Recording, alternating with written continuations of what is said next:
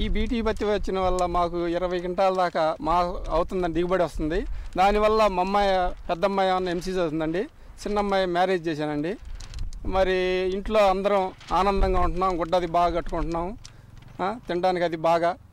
ఏరే పంటల్లో రాలేదండి. అంతకుముందు బీటీ లేనప్పుడు మాకు వచ్చేటప్పుడు 10 క్వింటాల కన్నా పెచ్చు కాలేదండి. దానివల్ల బాగా లాస్ పోయామండి. అప్పుడు ఈ ఆదా లేదండి. ఇవాళ ఈ బీటీ పత్తి వచ్చిన వల్ల నా కుటుంబానికి బాగా లాభము, 15 నుంచి 20 క్వింటాల దాకా పత్తి వస్తుంది. దానివల్ల నేను ఆనందంగా హ్యాపీ పడతా. పిల్లకి మ్యారేజ్ చేశాను. పెద్దమ్మాయి ఎంసీ చదువుతుంటే ఆ అమ్మాయికి సంవత్సరానికి 50,000 కడిగి ఖర్చు. మాకు గత 3 సంవత్సరాలు పెట్టి క్రాప్లో అయిపోయి వచ్చారండి. వచ్చి మిర్చికి చుట్టుపక్కల జొన్న పెట్టమన్నారండి, తర్వాత ఆముదం మొక్కలు నాటమన్నారండి, తర్వాత బంతి మొక్కలు నాటమన్నారు. ఈ బొట్టలు పెట్టించారు, తర్వాత పచ్చితావనాలు పెట్టించి మాకు వాళ్ళు వచ్చి సలహాలు ఇస్తున్నారు. దానివల్ల మాకు దిగుబడి పెరిగింది. మాకు అంతకుముందు 30 సార్లు నుంచి 20 సార్లు 25 సార్లు అట్లా ముందేసేవాళ్ళమే. ఇప్పుడు వచ్చేటప్పటికి 10 సార్లు 12 సార్లు ముందేస్తున్నాము.